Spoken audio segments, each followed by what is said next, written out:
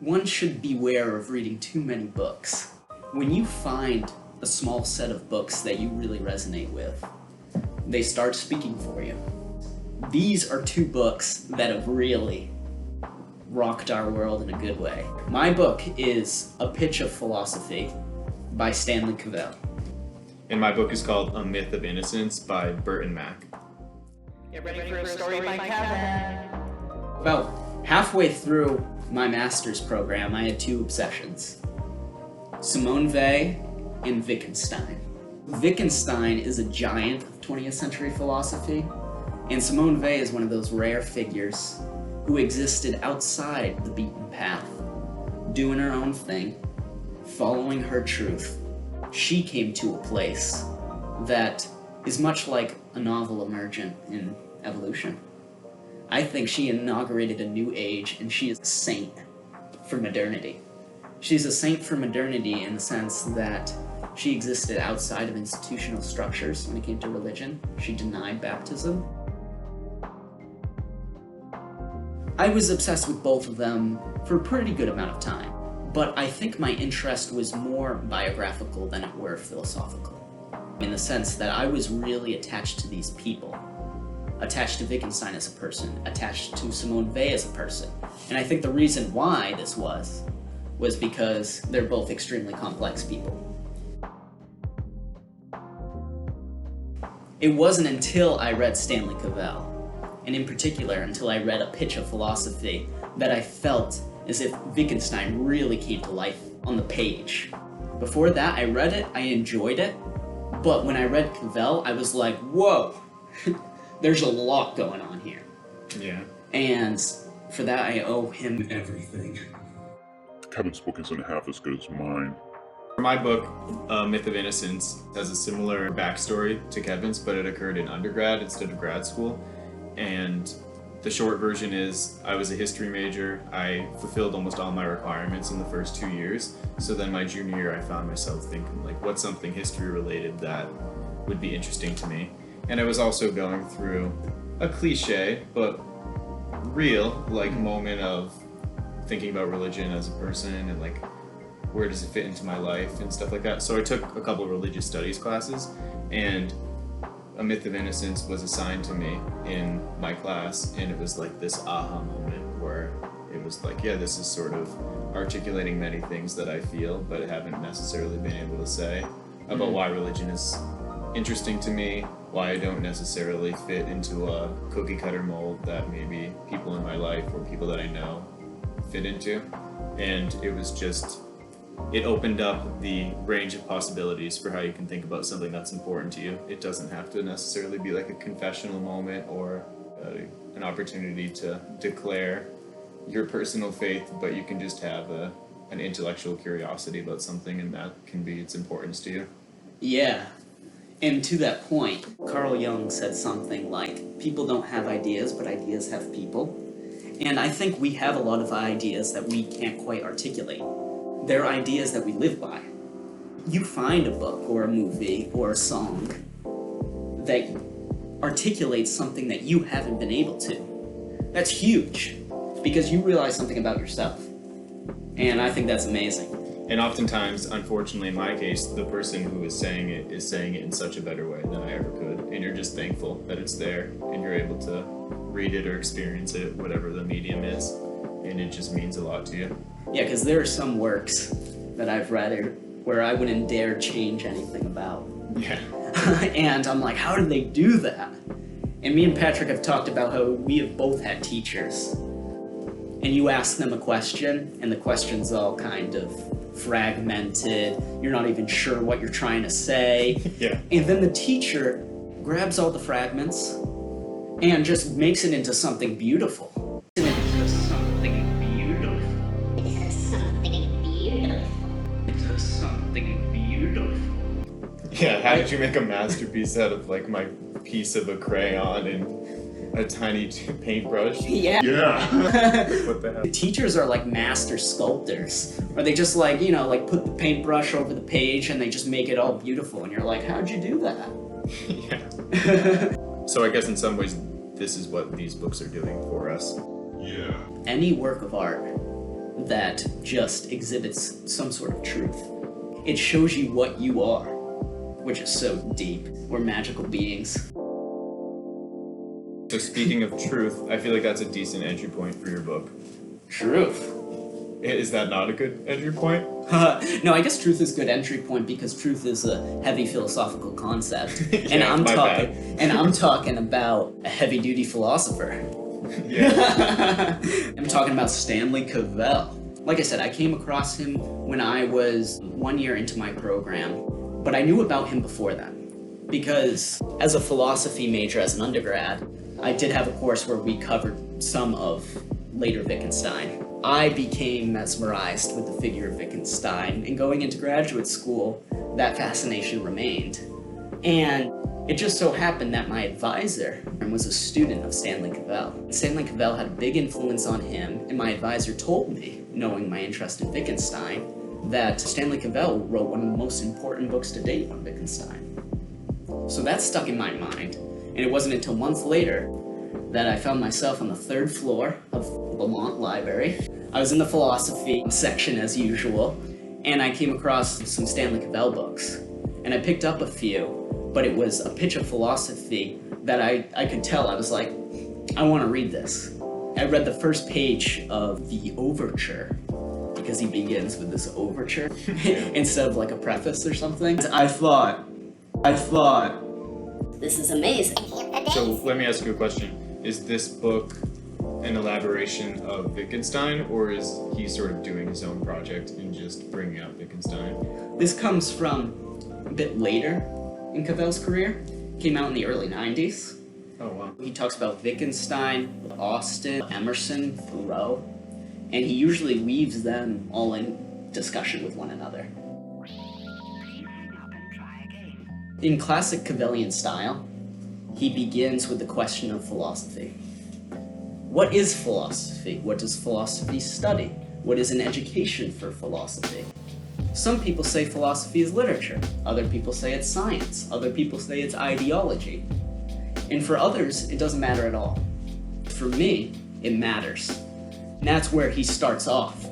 And he says, basically throughout this book, he's going to tackle this question of philosophy autobiographically. He states here that he takes on the issue of what philosophy is, following 2 guiding intuitions. So the first intuition states that there is an internal connection between philosophy and autobiography, that each is a dimension of the other. And the second intuition is that there are events of a life that turn its dedication toward philosophy. So is it unique what he says about autobiography and its relationship to philosophy? Because my history mind, the only thing I can think of is like Augustine, or do you know what I mean? Like I feel like there are few and far between examples of those being blended.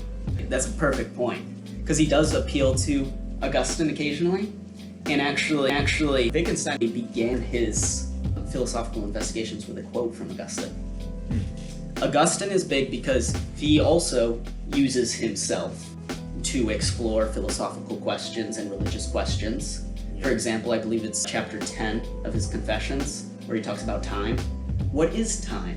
Time is one of those things that when I don't think about it, there's no problem. But when I think about it, it's so perplexing. I don't know what time is. Just give me the information that I asked for. To answer your question, is this new? Yeah. I think it's a new articulation of something that's been going on for a long time. Okay. Often with philosophy, or I guess many walks of human life, you have to constantly be rediscovering things of which you're very familiar with. Yeah. Because with things that you're familiar with, you become kind of numb to their particularity. So basically, with him talking about how autobiography is a dimension of philosophy, he's highlighting a strand of philosophy that goes throughout the canon. He thinks that there's something missing in modern philosophy, especially the latter half of the 20th century, that eliminated the person or the human being from philosophical reflection. He's also looking to bring some life to analytic philosophy, which is very scientific, very rigorous, and very serious stuff. But I don't think it's very liberatory. It doesn't really offer you a window into things about your life. So that's what he's sort of trying to rectify by incorporating the first person as much as he is. Yeah, he explores it more in a quote down here. He says, "If what distinguishes the work of the philosopher is not that he or she knows anything that others do not know, then the education in question is one grounding the conviction, in the word of Emerson, that the deeper the scholar dives into his privatest, secretest presentiment, to his wonder, he finds this is the most acceptable, most public, and universally true." That's craziness. I think it's awesome because basically the ideas we live by, the concepts that we use in our lives every day, they have a great depth to them. You see this most like concepts of justice, harmony, beauty, knowledge. And I sort of took that quote to mean the thing that we look inward to find deep within us is actually in many ways like the most public of all, because we're absorbing our like really deep-seated understandings and beliefs from the popular conception of what the world is and what's going on. Yeah. So it's this very weird dichotomy or balance between like truth inward, but it's actually just all around us. Yeah. Because inside is outside and outside is in. Because what you find can be private in the sense that you can reach a point of alienation, a point of estrangement, or you can come to this place of unity with whether it be all things, certain people, what have you. So there's a risk, and as Cavell writes elsewhere, to write is to risk a rebuff. Because every time you write, and if you're grounding your writing in your own autobiography and your own self, what you basically offer out there to the public is, well, it can be accepted or rejected. And if that's yourself that you're putting out there, that can be humiliating, that can be degrading. And if it's accepted, it's like the best feeling in the world. And I guess it again touches back to that weird balance between writing, this exercise that's so deeply personal, but then in order for your writing to be celebrated, it has to be universal or common to the point where enough people can empathize with it and relate to it. Yeah. Oftentimes too, when people strive for universality in their writing, they don't achieve it. Yeah, it's a counterintuitive process. Well, because you see this mostly like with manuals and everything. Nobody's resonating with manuals. Yeah. Or maybe with some religious manuals, but not like, I don't know, how to build your furniture from IKEA. Like no one's carrying around these manuals being like, I found it! The truth of it all! Yeah, finally something we all can relate to. Yeah, because it doesn't have the depth. It's only by diving deep within yourself that you can say something that will even have the chance of reaching universality. I'm going to ask you one more question so we can speed up this process and you can finish what you have to say. Where does it stand in relation to other texts or other authors? Oh yeah. How do people consider it? So this text, if it was an album, it would be alternative. And it would be something that, if Cavell was in a particular tradition or particular genre before that, this would cause people to question it. It's like Dylan in Newport. Yeah, people throwing tomatoes at him. Yeah. And actually, there's a lot of people basically against Cavell in the philosophical community that think that Cavell became self-absorbed as his career went on. And Cavell makes a note in here that when you're doing these kind of explorations of yourself and you find things that are important, you are tempted towards self-importance. So self-indulgence is a risk, but I think a lot of the criticisms are misplaced. I think it's a lot of people who, they don't like the way that Cavell writes. Cavell also noted in his memoir how a person cannot choose the way they write. They find their voice and they have to inhabit that. And he kept that with him since the beginning of his career, being like, I know a lot of people have trouble with the way I write. He has a lot of very long sentences, parentheses, and it can be disorienting, but he argued there was no other way. And also, correct me if I'm wrong, but Cavell was a professor at Harvard, right? Yeah. So maybe there was some just assumptions about the type of person that would be in that position, and then his tendency to maybe wax poetically Yeah. when he was writing might have turned some people off. Especially because Cavell is a bit more literary, or he was more literary than I think any other professor at Harvard at the time, even though he taught at Harvard for about 40 years. He always was an alternative voice. He was a maverick. And I think he writes beautifully, and it's powerful stuff. And it needs to be out to the masses. The thing is, it's hard to get into. If someone were to pick this book up who was not a philosophy student, I think they would be very lost, because he often alludes to Austin Wittgenstein, or he'll kind of just encompass a phrase of theirs in his writing, and I'm like, oh, yeah, he got that from Austin's plea for excuses. So someone like me who's probably just trying to get into the basics, this is not the place to start. Yeah, I think it takes some background. I think these guiding intuitions give you a good sense of what he's doing in the book and how he does philosophy. Both of Cavell's intuitions communicate that philosophy is ordinary, that it is encountered, that it is a natural possibility of human life. All of us in our lives, we get to a point where we ask philosophical questions. What's the point? Why should we go on each day? That when people find themselves suffering some sort of tragedy in their life, they start asking these philosophical questions, and they're simple questions a lot of the times, but they're puzzling to the person, and sometimes they can seem insane, sometimes they can seem trivial, sometimes profound, sometimes frivolous. Okay, so do you think Cavell in this quote is saying that every single person has within him or herself the tendency to ask philosophical questions, or is it the capability to ask them? Is he saying that everyone who is experiencing life is going through the same thing? Yeah. Well, yeah, in a sense. I'll put it this way, that everybody has the ability to ask philosophical questions because these questions are simple. However, we can either ask them sincerely or we can ask them insincerely. When they come from an insincere or inauthentic place, people feel that a lot of the times, and even the person themselves feels that, and they just sound trivial and silly. Yeah. And one of the points that Cavell belabors is that philosophy is commonplace. It is natural. Skepticism is natural. We have to struggle with the skeptical impulse, and we have to acknowledge the truth of skepticism. And the truth of skepticism is mainly acknowledging our separateness. Acknowledging that someone's different from you, but also the same. But skepticism comes around when you feel this threat of, am I all alone? Or, like, this person's different from me. The way Cavell talks about skepticism is also very unique, but I find it very powerful.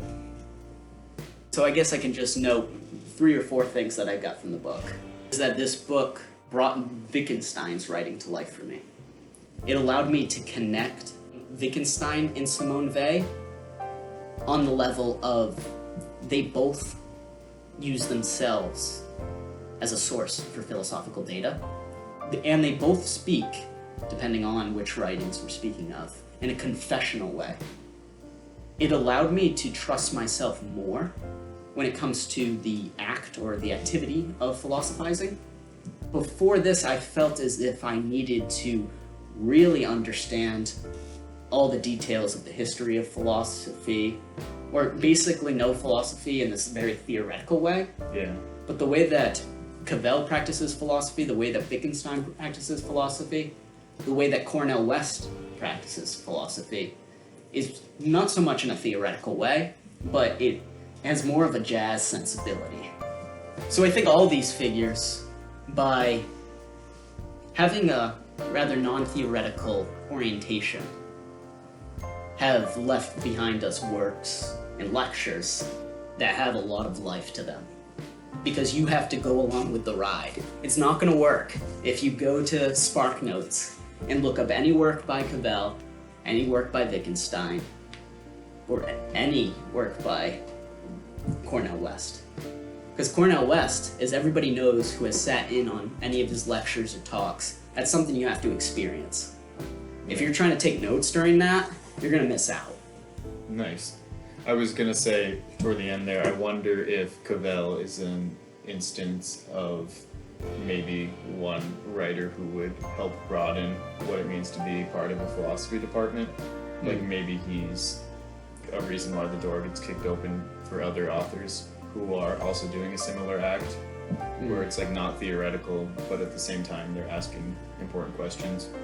Yeah, I think Cavell did amazing work in making Wittgenstein's work available, and I think Cavell has really tipped the philosophical world on its axis. I like the sounds of that. Amen.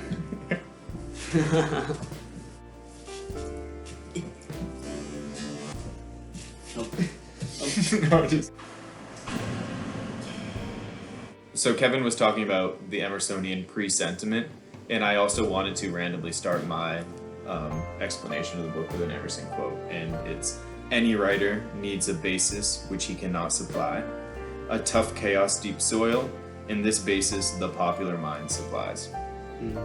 And so when I was thinking what text is really important to me, I was thinking which author has like permeated my intellectual soil and has really played a role in where my ideas come from and how they're shaped. And so a few books came to mind, but I think A Myth of Innocence is a good way to introduce some of my interests academically and to talk about something that's a little bit different than like classic US history.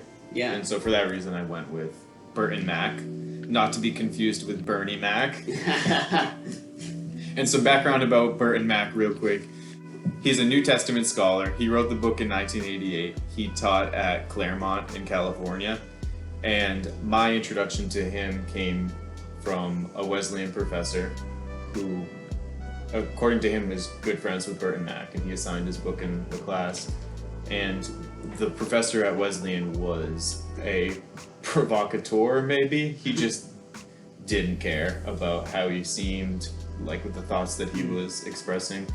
He was sort of not an iconoclast, but he was trying to break the wheel in the sense of how New Testament scholarship had come along, and Burton Mack was his friend and I think a strong influence. And so Burton Mack here in this book is trying to tell people, here's a problem we've had with some New Testament scholarship, and here's a way that I propose we start looking at it differently. He may not be like the most influential figure if you touched into New Testament scholarship now, like if you were reading a book by Collins or something, but they're probably not going to be citing Burton Mack a ton. With all that being said, I would argue that a lot of his ideas have sort of permeated the scholarship. And Burton Mack is a big, he's a contributor and a member of the SBL, Society of Biblical Literatures, Redescribing Christian Origins seminar. And so it's a group of professors and academics who are trying to point out that the way that we understand the origins of Christianity is sort of rooted in an assumption about what we're searching for that they don't agree with. Okay. And I'll get to that more in a second. All right, so my question is, what was wrong with New Testament scholarship before he came around? So Burton Mack, I would say, refers to like the Big Bang theory of Christian origins. Ironically enough, because I kind of make fun of him sometimes, but Burton Mack at his introduction references Foucault. So he's sort of writing with Foucault in mind. Foucault has a work called The Archaeology of Knowledge, and Burton Mack says that a lot of New Testament scholarship has been the search or the digging of information, the digging for the truth. And so where's the truth for New Testament scholarship? It's in the figure of Jesus, the historical Jesus, this like ancient event that sparked Christianity. And so he, I think sometimes, and other people in the seminar for Redescribing Christian Origins, and other people in the SBL seminar, they'll refer to it as the Big Bang Theory of Christian origins, sort of sarcastically and as a way to critique this mindset. And all that is to say, this book by Burt and Mack, A Myth of Innocence, is saying we need to view not the figure of Jesus as the origin point for Christianity. We need to view the intellectual project of Mark's gospel, the subsequent intellectual projects of these other gospels of Jesus, as the real origin point of Christianity. And so rather than studying one figure, one big bang event, we need to start studying the social formations of people and what the heck was going on in this area of the world. These texts aren't looking backward and telling a history. These texts are similar to what you were saying, living texts, which are telling a heck of a lot more about the people who are writing them than the event that happened 30 to 40 years ago. Yeah. And so for me, when I was reading this, it's like mind blown. This is sort of answering a lot of questions that I had about what it meant to be a Christian, what it meant to be asking questions about how Christianity started. And so for that reason alone, it really captivated me. That's interesting because, one, I hate the people who are like, he didn't even exist. Or they come out with all these alternative stories that basically say, Jesus was not who we thought he was. Jesus was not who we thought he was. So one thing that Mack gets some criticism for in this book is he is openly speculating that Jesus was really like a cynic philosopher figure. And in Mack's defense, he may have literally just been speculating, trying to emphasize like the search for the historical Jesus is sort of futile and pointless because for all we know, he could be a cynic philosopher figure. But his 10 pages there where he's speculating about Jesus is a reason why people maybe don't take him as seriously. Maybe. But Mack is trying to emphasize a much larger point, which is, in my eyes, we're never going to find the true origin story, the true life of Jesus in any texts out there. Instead, we need to be asking questions about what did it mean for this figure Mark to be writing a gospel in the wake of the Jewish-Roman War in like the year 70 to 73. Where is he writing it? What are the sources he's using? And I think Mack is pointing out Mark doesn't really have any source material besides something called Q. Saying source. Saying source. And so that's the only thing that Mark has. There's no biography. There's the writings of Paul. There's this saying source. Mark probably doesn't reference Paul's writings at all. And he's telling a story about this Jesus figure, not as a history, but as a myth-making endeavor. It's an intellectual project. And he's trying to community build in a way that people kind of have been taken for granted. Okay. Now, if I can offer some pushback, Yeah. because I think I agree and I disagree. I agree from a scholarly perspective is that, like, okay, we're going down a dead end right now. Let's focus on the things that we can focus on and that we do have information on and build from there. But from, like, a personal perspective, I feel like, for me, I'm less interested in reading commentaries on the Bible or kind of scholarship on the Bible. I'm more interested in reading the Bible. And I believe that like a person's relationship that they have with the Bible or a community's relationship with the Bible is real, is true. But again, it's found in this way, like the Emersonian presentiment. You gotta dive deep and what you find is true. I think the big problem, though, with a lot of religious truths is that you got to go through the effort. Every single person has to go through the effort, and there are wrong interpretations. Yeah. But there's also a difference between interpreting a text and understanding the text on a real level. Cavell, for instance, in his great work, The Claim of Reason, which I will go to eventually. I hope to do a whole episode on The Claim of Reason, because it is an awesome book. But he even says in I believe the preface or the introduction to it, that by section 4 of this book, I no longer consider myself to be interpreting Wittgenstein, because he believes that he knows it at this intimate level, or something along those lines. So I think Mack, and I know I would respond saying I don't think there's anything wrong in searching out the Bible itself rather than a book like Mack's for some answers or for some deeper meaning. But I think what Mack is arguing is we can't pretend that these 4 gospel stories in the canonical gospels are histories at all.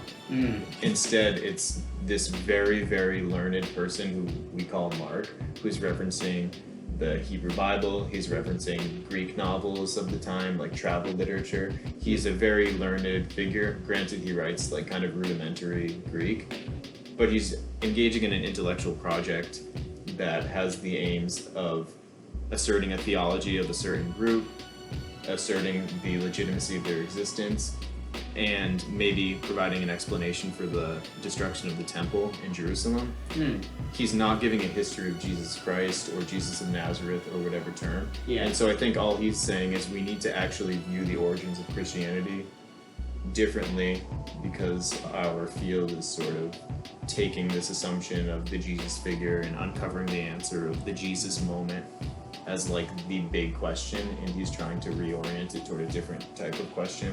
All right, then I'm all behind that. And like him with my book, I haven't read his book. I don't know anything about Burton Mack. Burton Mack. But no, I agree. I don't know much about Burton Mack or Burton Mack either. But from a scholarly perspective, I definitely agree with that. Yeah. Okay, and so at risk of just like summarizing the whole book, I don't think I need to do that. I think I gave a general idea of the thesis of his book, which is that Mark isn't a history, it's an act of myth-making. Mark needs to be viewed as a text engaged in social formation. It's an etiology, it's an origin story of a community. It's not like a history of a man. All those are some things he's saying. And I just want to end it, touch on like, how does it resonate with me more than just someone who's interested in the four Gospels? Because Kevin, I think, mentioned last video, yeah, I'm interested in early Christianity, but I think to a larger extent I'm interested in US history and like politics and current events. And so someone might be like, whoa, this is kind of in the weeds. How the heck does it really relate generally to how you view the past, or especially US history? Okay, so how does this impact maybe the way that I view US history or other periods of history? And I think first and foremost, it's this idea that when we're encountering a text, when we're engaging with the primary sources, we're viewing them not as a text necessarily looking towards the past, but it's a text where we take meaning of the present moment. So for instance, when I'm reading a speech from President Lincoln, I'm not necessarily concerned with the way that Lincoln is talking about George Washington. I'm interested in the way he's using the language and what the speech is saying. What does that tell me about the moment that Lincoln is living in? I think I know what you mean. Namely that when you're reading, say, a speech of Lincoln's, you're looking to see what does this say about the time. Yeah, what does it say about the moment that the text is in? Not as much what does it say about the moment it's looking back toward and referring to. Oh, okay, so yeah, that's particularly for American history, where we're like always talking about the city on the hill or our great founding, and we're always looking backwards to take meaning today. But like, what is the way that we use these events in the past, these origin points, these origin stories? They're myths. So when we're referencing these myths, what does it say about our day and age today? What does it say about how we make meaning today? So I think that's one thing that I connect from Mack's book. Okay, and then another thing that really sticks with me is this idea that instead of Christianity being like a big bang where there was the Jesus event and then everyone started following Jesus, we're asking ourselves, why are certain myths being told? And what are they being used for? What are the symbols in the myth doing work for? Who are they doing work with? And then I always think about like the myths of United States' founding, what our role in the world is, because that's really what they are. They're just stories we tell ourselves that have a lot of the times religious symbols or religious language. And so what are the stories we tell ourselves now doing for ourselves now? Yeah, I think it's a big point too with the myths of America and the myths that America forwards. Because you see this especially on the right. The right establishes that there's an essence to America, that our roots stem back to Jerusalem and Athens. Yeah. And that is who we are. And then there's also these myths like, oh, America is the greatest country that has ever existed in the history of the world. One, I don't know by what standards. Two, it's like, okay, America has this free market capitalism with regulations, and some people say this is the greatest economic system that has ever existed in the entire world. It's like, all right. And then the third one is namely that the Constitution is the greatest political document that has ever been written. Yeah. And they don't want to change it because it's like this religious text. And it's like, if we change this one thing, America will fall apart. Well, that's exactly it. You can't change the details of the myth, or else the whole myth gets thrown out in the first place. Or I guess that's not entirely true, but if your myth is written or told or preserved with a particular aim in mind, if you're changing or fudging with the details, then you're going to arrive at a different place. And I think that's why a lot of conservatives get really tight or worried, whatever you want to use, Well, when there's a dynamic of myth on the one hand, and then these people who are like talking about the 1619 project, or people who are tearing down statues because they're interested in the telling of history. And I think that's where conflict oftentimes in today's day and age arises. It's like people trying to do different work, but we're using similar language. We think that we're referring to the past in both instances, but it's really like different goals that they have in mind. Yeah, and also with the rewriting of myths, I think this is one of the things that is perverse with Sam Harris, because he reads religious texts and he claims to read them literally, which I think is always a funny thing. They differentiate a literal reading from an allegorical or a metaphorical or a figurative, because usually within these dichotomies, it's kind of bogus dichotomy. Yeah. One, what does it mean to literally read something? And two, what they mean by metaphorical or allegorical usually just means, I don't see how that connects to the text, so you must be wrong. This again is one of the charges that is leveled constantly at Cavell. How do you get this from Wittgenstein? Why don't you just let Wittgenstein speak for himself? And he's just like, no, I am letting him speak for himself.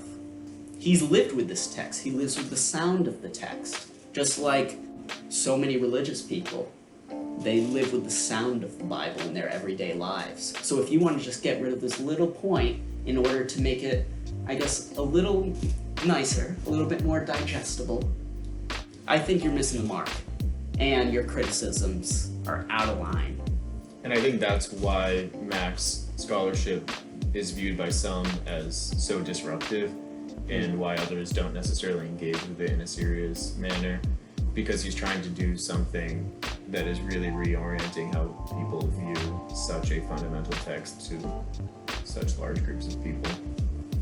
And so, yeah, at the very least, he gives you a lot to think about, but I think his distinction between myth and history, his distinction between the Big Bang moment of Christian origins versus social formation, is another key thing to be thinking about as it relates to most historical moments. So yeah, I find myself oftentimes maybe thumbing through the book just for some reminders of how he's viewing history. Yeah. It's a valuable read that I get a lot from. Amen. Amen. So be it. Should we wrap up? Yeah, I think I'm cool with what I said about the book. Nice. Yeah. All right. So, thanks for hanging on. Yeah. You don't even know the half of it. We said quite a lot about these books, but we hope that we can piece it together in a way that's enjoyable for you to listen to. Yeah, so we're originals. We're growing. We're gonna make it huge. We're gonna be famous, dude. We're gonna be famous. Be sure to like and subscribe the video, even if you didn't like it. And if you have subscribed already, thank you very much. Yeah, we need some communication besides with each other. Right? Just looking for love.